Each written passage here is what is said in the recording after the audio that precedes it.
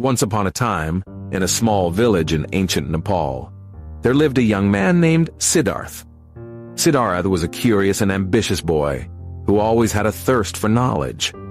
One day, he heard about a wise old Buddhist monk who lived on the outskirts of the village and was renowned for his profound teachings on the power of silence.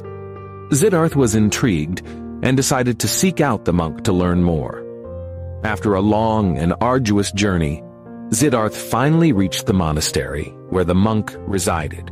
He was greeted by the serene and peaceful surroundings of the monastery, and he felt an immediate sense of calmness wash over him. He was welcomed by the monk, who invited him to sit down and share a cup of tea.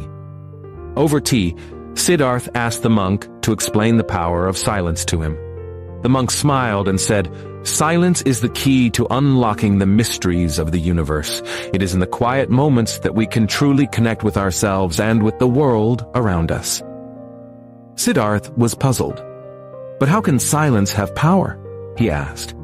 "Isn't power all about being heard and making your voice heard?" The monk smiled and replied, "Power is not just about speaking. True power comes from within, from the peace and stillness of our own minds.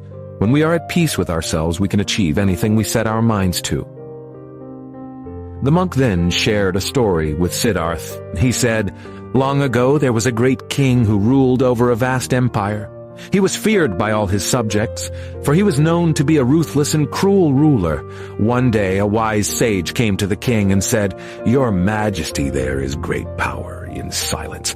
If you can learn to harness this power, you will be able to rule with wisdom and compassion.'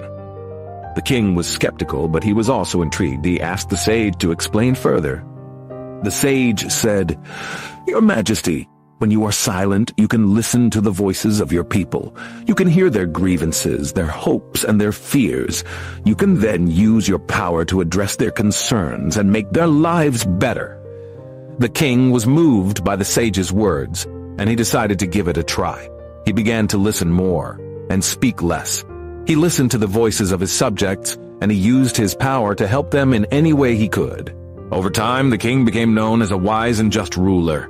His subjects respected him and his kingdom prospered, all because he learned to harness the power of silence."